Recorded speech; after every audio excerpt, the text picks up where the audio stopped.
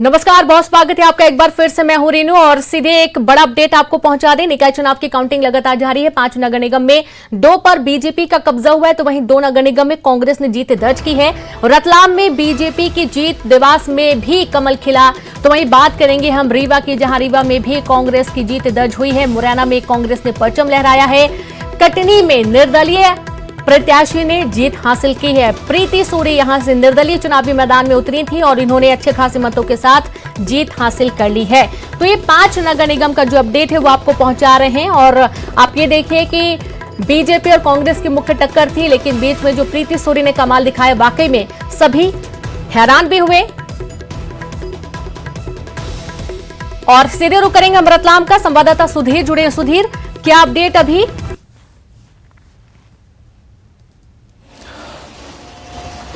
देखिए, रतलाम नगर निगम की मतगणना पूरी हो गई है। 9 राउंड की यह मतगणना चली है, जिसमें भारतीय जनता पार्टी के जो कैंडिडेट है 8000 से ज्यादा मतों से विजयी हुए हैं। यहां भारतीय जनता पार्टी ने जीत का चौका लगाया है। 2004 के बाद से ही लगातार भारतीय जनता पार्टी रतलाम नगर निगम पे काबिज है और इस बार MICB जो है वो भाजपा की ही यहाँ पे बनी है।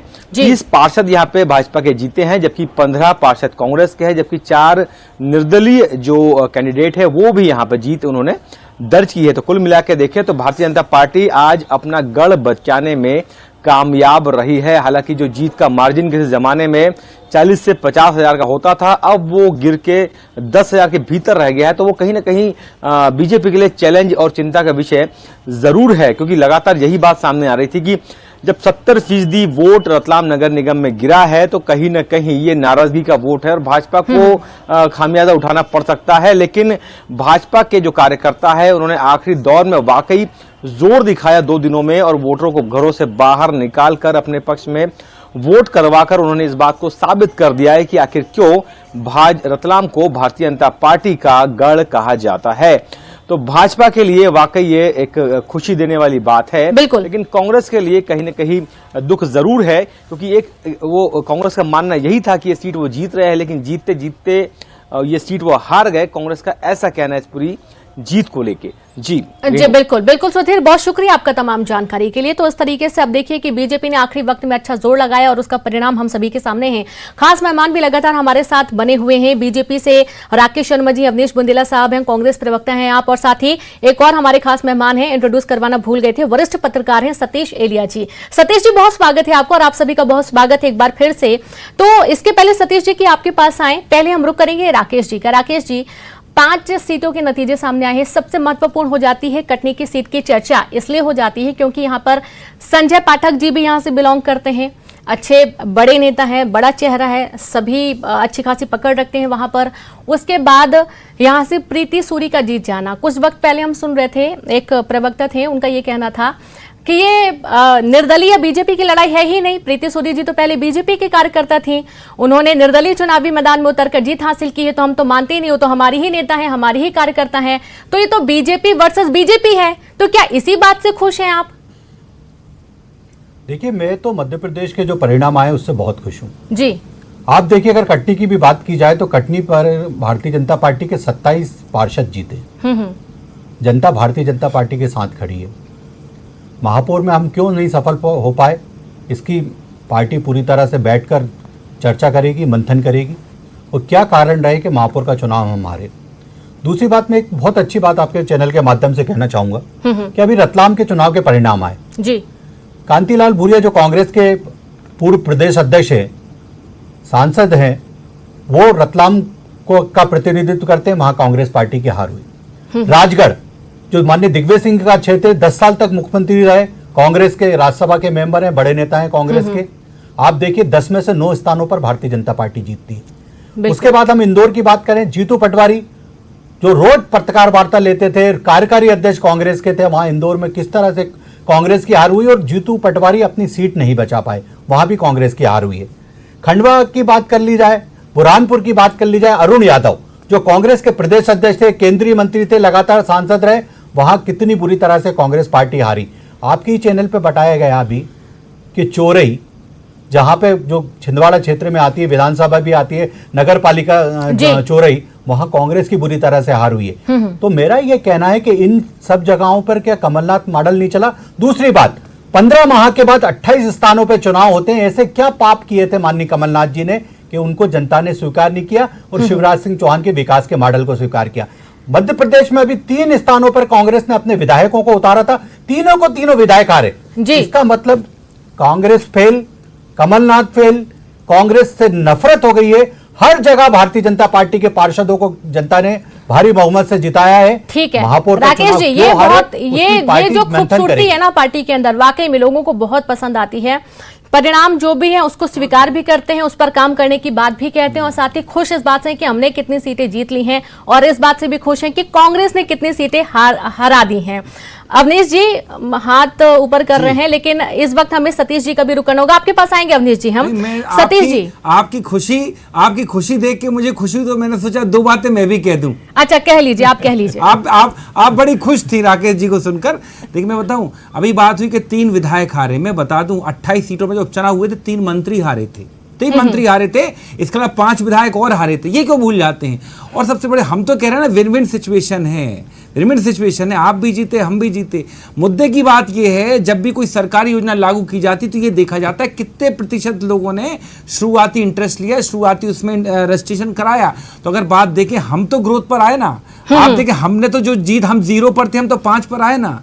और जो बात कहते हैं कि यहाँ क्यों हार गई, दिग्विजय सिंह क्या क्यों हार गई, जीतू पटवारी के क्यों, भैया ग्वालियर में कौन है? ज्योतिरादित्य सिंधिया क्या युगांडा में रहते हैं? कि आपके नरेंद्र सिंह तोमर जो केंद्रीय मंत्री हैं कि वो श्रीलंका के केंद्रीय मंत्री हैं? क्या मुरैना से सांसद नहीं है वो क्या? कि आप बात करें कि रीवा में क्या वो जो शुक्ला है, राजेंद्र शुक्ला के, वो कहीं और निवास करते हैं, है ना? वहां क्या भाजपा का सांसद नहीं है? तो देखिए, अगर आप इन सब बातों में फंसेंगे, देखिए बात ये है, ना तो कभी 100% भाजपा जीत सकती है, ना 100% कांग्रेस जीत सकती है। वो बातें चली गई, ये बिल्कुल आपको स्वीकार करनी चाहिए, आपको स्वीकार करनी चाहिए। मुझे बड़ा अच्छा लगा, इस बार आप मेरी बात पर भी खुश हुई। Thank you. अवनीश जी, आपको मेरे चेहरे की खुशी बार बार दिख रही है, लेकिन आप अपने चेहरे की खुशी नहीं दिखा पा रहे इस डिबेट में। पता नहीं मैं तो कितना खुश हूँ। कांग्रेस का अच्छा खासा खाता खुला है, आपको तो बहुत खुश रहना चाहिए। आज तो बहुत अच्छी डिबेट होनी चाहिए। ये देखिए, थैंक यू। जी, कांग्रेस के कबीले संस्कृति में जीती है मैम। हो सकता है ये दूसरे कबीले से आते हो तो ये काफी नाराजगी भरे लहजे में नाराजगी था।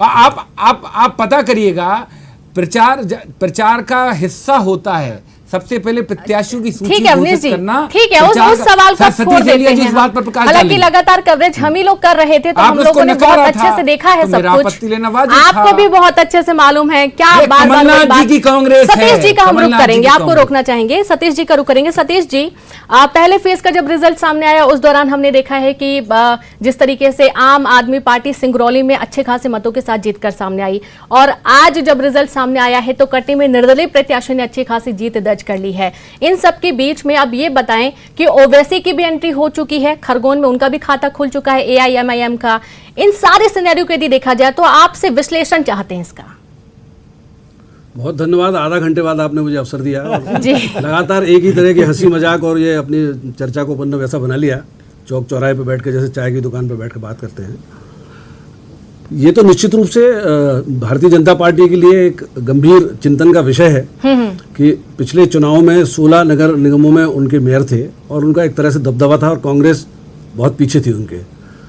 अब 7 जगह अगर भारतीय जनता पार्टी के मेयर नहीं हैं तो ये निश्चित रूप से चिंता का विषय है। भले ही भूपेंद्र सिंह, भले ही विष्णुदत्त शर्मा या भारतीय जनता पार्टी के प्रवक्ता बार बार ये कहें कि हमारे नगर परिषद में इतने जीते, ये हुआ वो, ये सब एक ढकने का आवरण ढकने की बात है। निश्चित रूप से भारतीय जनता पार्टी में कटनी में निर्दलीय प्रत्याशी का जीतना और वहाँ पार्षद अगर आपके ज़्यादा जीतते हैं तो एक ही व्यक्ति एक आपके सिंबल पे वोट देता है पार्षद के लिए और आपके मेयर के प्रत्याशी को नहीं देता जी। इसका अर्थ यह है कि आपने प्रत्याशी चयन में गलती की। तो कहीं ना कहीं ये गलती नेतृत्व की है, तो नेतृत्व को अपने निर्णयों पर, निर्णय के तरीके पर पुनर्विचार करना होगा अगर आगे के चुनावों में सबक लेने हैं तो। ये बात हो गई। रही बात आम आदमी पार्टी की, तो आम आदमी पार्टी हो या बहुजन समाज पार्टी हो या समाजवादी पार्टी हो या इसके पहले मध्य प्रदेश का जो इतिहास है, 30 वर्षों से मैं लगातार राजनीतिक रिपोर्टिंग कर रहा हूं, तो एक 18 से 20% का वोट ऐसा रहता है जो कांग्रेस का भी नहीं है और बीजेपी का भी नहीं है। वो तीसरे हिस्से को जाता है। उसमें एक से ज़्यादा दल होते हैं, कई बार बड़ा दल बन जाता है, जैसे कि बहुजन समाज पार्टी थी जी 11% तक, वो 12% तक वो जाता था। तो उसका अस्तित्व है, जनता को उस तरह के मतदाता को एक विकल्प की आवश्यकता है, क्योंकि बहुजन समाज पार्टी से जो उम्मीद थी वो पूरी नहीं हुई। समाजवादी पार्टी कुछ हिस्सों में रही और उस तरह का, जिस तरह की वो पार्टी है, उस तरह के मध्य प्रदेश की जनता को वो रास नहीं आता है। जी जहां तक आम आदमी पार्टी की बात है, तो हमने देखा था जब वो लोकसभा चुनाव मध्य प्रदेश में लड़ी थी, तो वो नोटा से भी कम उनके प्रत्याशियों को वोट मिला था। इवन उनके जो उस समय के प्रदेश के अध्यक्ष थे और संयोजक थे, उनको भी नहीं मिला था। तो जमीन तो भारतीय जनता पार्टी और कांग्रेस के अलावा तीसरा हिस्सा जो है, उसके लिए जमीन तो है मध्य प्रदेश में, लेकिन उस तरह की पार्टी या उस तरह का राजनीतिक नेतृत्व विकसित नहीं हो पाया। एक नगर निगम में जीतने का अर्थ ये नहीं है आम आदमी पार्टी के प्रत्याशी का कि पूरे मध्य प्रदेश में पार्टी उस तरह से विधानसभा के अगले चुनाव तक वो अस्तित्व बना लेगी। कोशिश करना चाहिए। और बाकी के जो दल हैं, गैर भाजपा और गैर कांग्रेस के जो दल हैं, उनको कहीं ना कहीं एक गठबंधन जैसा अगर वो बनाते हैं, तो निश्चित रूप से अगले विधानसभा चुनाव में भारी उनकी उपस्थिति हो सकती है। और भारतीय जनता पार्टी को निश्चित रूप से इन नतीजों पर विचार करना चाहिए कि मतदाता पार्षद तो चुनता है, लेकिन वो मेयर को नहीं चुनता है, बिल्कुल, जहां वो हारी है। तो ऐसा आखिर क्यों है, कहां गलती हुई? जी बिल्कुल। और ये बहुत सटीक बात कही आपने कि मतदाता 2 वोट डालता है, एक मेयर के लिए और एक पार्षद के लिए। ये क्यों होता है कि पार्षद के लिए तो वो चुन रहा है, लेकिन मेयर के लिए वो क्यों नहीं चुन पा रहा है बीजेपी को? अब रुक करेंगे हम यहाँ पर राकेश जी के पास। राकेश जी, जैसा कि हम देख पा रहे हैं कि बहुत महत्वपूर्ण सीट कांग्रेस की, हालांकि ये सवाल तो हमारे अवनीश जी से, अवनीश जी आपके पास आते हैं। छिंदवाड़ा बहुत ही महत्वपूर्ण सीट रही है। जब भी विकास के मॉडल की बात की जाती थी तो कमलनाथ जी का चेहरा सामने लेकर आते थे कांग्रेस, और इस बार कांग्रेस ने छिंदवाड़ा सीट भी हार दी। देखिए, छिंदवाड़ा महापौर सीट हम जीते हैं, ठीक है, उसमें चौरई एक नगर परिषद सीट है, वो हम हार गए। देखिए, ये मैंने पूर्व में भी कहा कि 100% कहीं भी नहीं हो सकता, लेकिन आप देखें छिंदवाड़ा तो विकास मॉडल है, इस बात को हम नहीं कहते, विपक्षी दल के लोग भी कहते हैं। तो ये देखिए, ये क्या होता है, जब भी कमलनाथ जी जैसे जिस कद के नेता हैं, या शिवराज जी जिस कद के नेता हैं, या कोई भी नेता है, तो उसका जो स्थान होता है, उसका विधानसभा लोकसभा क्षेत्र होता है, निश्चित तौर पर उसके मानक स्टैंडर्ड भी बहुत हाई हो जाते हैं और जनता को अपेक्षाएं भी वैसी रहती हैं। तो मुझे लगता है कि हर व्यक्ति को, चाहे वो कमलनाथ जी हो, दिग्विजय सिंह जी हो, शिवराज जी हो, नरेंद्र सिंह, तो उनको अपने क्षेत्रों में काम करके वो इस तरह के एक मानक सेट करते हैं। आपने छिंदवाड़ा की बात की, मैं आपसे बात बताना चाहूंगा, जहाँ दिग्विजय सिंह जी का जो क्षेत्र आता है, वहां भी आप देखें NFL गेल और जो विजयपुर जो फर्टिलाइजर, इस तरह के औद्योगिक संस्थान वहां स्थापित किए गए। मैं ये नहीं कह रहा कि इसमें सिर्फ एक नेता या एक उनका सहयोग रहा हो, लेकिन कहीं ना कहीं उनका रोल रहता है। अगर दिग्विजय सिंह जी के विधानसभा क्षेत्र में वो लगे हैं तो कहीं ना कहीं उनका रोल है। जैसे हम लोग अक्सर विपक्षी दल के नाते कहते हैं कि बुधनी की खराब सड़कों की हमेशा चर्चा होती है। अभी कुछ दिन पहले ही आपको याद हो, एक चुनाव में तो शिवराज जी को वहां के नल दिखाना पड़े बुधनी में कि यहाँ नलों में पानी नहीं आ रहा है। तो ये आश्चर्य है इस बात का कि आप इतने साल मुख्यमंत्री रहने के बाद आपके विधानसभा क्षेत्र में नलों में पानी नहीं, मतलब आपको नल अगर बताना पड़ रहा है, तो ये एक विकास का स्टैंडर्ड है कि कमलनाथ जी के जब आप बात करते हैं तो बड़ी बड़ी इंडस्ट्रीज की बात करते हैं, शिवराज जी के दिखाई जाती है तो नल की लाइन दिखाई जाती, पानी की टोटियां दिखा, मतलब जी ये साबित करता है कि शिवराज जी के विकास में मानक क्या है और कमलनाथ जी के क्या है, ये फर्क है। अच्छा, और यहाँ से ये भी तय हो जाता है सर कि जो गरीब लोग हैं, जहाँ पर वाकई में पानी की समस्या है, उनके यहाँ तो मोहल्ले में यदि एक नल से भी पानी आ रहा है तो उनके लिए बहुत खुशी की बात हो जाती है। राकेश जी कुछ बोलना चाह रहे हैं, राकेश जी अपनी बात करें। देखिए, मुझे लगता है कि ये आज नगर निगम नगर पालिका के चुनाव के बारे में डिस्कशन करने हम यहाँ बैठे हैं और परिणाम के बारे में बैठे हैं। पर कभी कभी क्या होता है कि जब कांग्रेस के विद्वान साथी इस तरह की बातें करते हैं तो ये भूल जाते हैं कि कमलनाथ जी की 15 माह की सरकार के बाद 28 स्थान पर चुनाव हुआ था और जनता ने भाजपा और शिवराज सिंह चौहान को सुना। माननीय कमलनाथ जी ने जो वादे किए थे या तो उनने पूरे नहीं किए कि 4,000 रुपये बेरोजगार भत्ता दूंगा, बैंड बाजा बजाने की और ढोर चराने की नौकरी दूंगा। माननीय दिग्विजय सिंह जो कांग्रेस के सबसे बड़े नेता हैं, उनने जब भोपाल से इंदौर जा रहे थे 8-9 महीने बाद कमलनाथ की सरकार के बाद, तो उन्हें एक ट्वीट किया था कि कमलनाथ जी एक आध तो गौशाला बना दीजिए, पूरे रास्ते में मुझे गाय के अलावा सड़क पे कुछ दिखाई नहीं दे रहा। तो ये सर्टिफिकेट कांग्रेस के नेता देते थे। उमंग सिंगार जो कांग्रेस के पद और गोपनीयता की शपथ लेते हैं, वो किस तरह से भ्रष्टाचार के अपनी सरकार पर आरोप लगाते थे। गोविंद सिंह कहते थे कि सबसे ज्यादा अवैध उत्खनन हमारी सरकार। ये सब चीजें भूल जाइए। मेरा ये कहना है कि मध्य प्रदेश में अगर बात की जाए, कांग्रेस ये क्यों नहीं बताती कि आधे समय से ज्यादा इस देश पे जब राज करने वाली कांग्रेस पार्टी आज मोदी सरकार को शौचालय बनाने पड़ रहे हैं, आज मोदी सरकार को गरीबों के लिए पक्के मकान बनाने पड़ रहे हैं, आज मोदी सरकार को नल जल योजना के तहत उनके घर में पानी पहुंचाना पड़ रहा है, आज मोदी सरकार को उनके यहाँ उज्ज्वला के सिलेंडर पहुंचाने पड़ रहे हैं। हम गरीब की चिंता कर रहे हैं और इसका परिणाम यह है कि उत्तर प्रदेश में जब चुनाव होते हैं तो 196 स्थानों पर कांग्रेस की जमानत जब्त होती है और भारतीय जनता पार्टी की पुनः सरकार चुनी जाती है। आप देखिए कि आज मुख्यमंत्री जी ने भोपाल में 12 नंबर की जो मल्टी है वहां पर जब चुनाव प्रचार में नगर निगम में गए थे, उनने वादा किया था मैं जल्दी आऊंगा।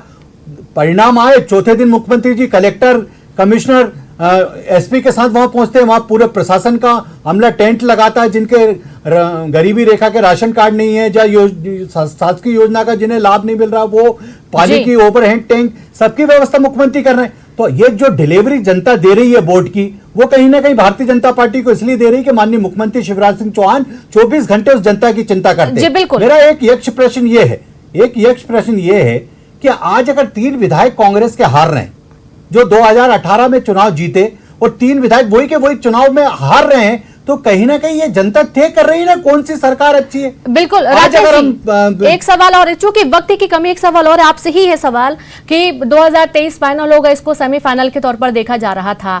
16 नगर निगम की सीटें बीजेपी के खाते में थी और अब 9 हैं, यानी कि जो 7 सीटें खिसक गई हैं, इस पर मंथन करने की जरूरत है। सवाल यह है कि क्या लगता है आपको कि कांग्रेस की मेहनत है जिसकी वजह से ये सीटें खिसकी हैं या फिर कहीं ना कहीं कोई चूक हो गई है बीजेपी से, उस पर होमवर्क करने की जरूरत है?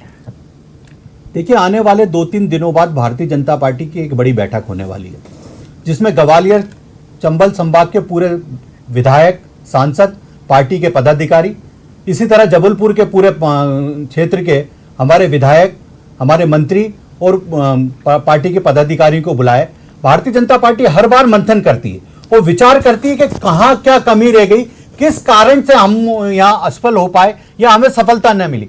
माने मेरे बगल में हिंदुस्तान के बड़े पत्रकार बैठे, उनने बहुत बड़ी बात कही कि 2 ईवीएम रखी है, एक में पार्षद में तो जनता भारतीय जनता पार्टी के उम्मीदवार को चुन रही है, पर दूसरी तरफ महापौर के लिए भारतीय जनता पार्टी को वोट नहीं दे रही है। तो यह विचारणीय विषय और भारतीय जनता पार्टी पूरी ईमानदारी से इस बारे में विचार करेगी कि हमारी कहां चूक हो गई, कहां हमारी कमी हो गई और उसके बारे में मंथन करेगी। और आप देखिए कि 2018 में अगर हमें सफलता नहीं मिली, उसके बाद शिवराज सिंह चौहान लगातार मेहनत करते रहे और जब 28 स्थान पे चुनाव हुए हम सफल हुए, उसके बाद 4 स्थानों पे चुनाव हुआ, उसमें भारतीय जनता पार्टी जीती। बिल्कुल एक छोटा सा सवाल है, बिल्कुल छोटा आंसर करिएगा अवनीश जी, क्या इस बार ईवीएम पर कोई छेड़खानी नहीं हुई है इस रिजल्ट के बाद से? अब चूंकि यहाँ पर वक्त एक छोटे से ब्रेक का है, आप देखते रहिए न्यूज़ 18 मध्य प्रदेश छत्तीसगढ़।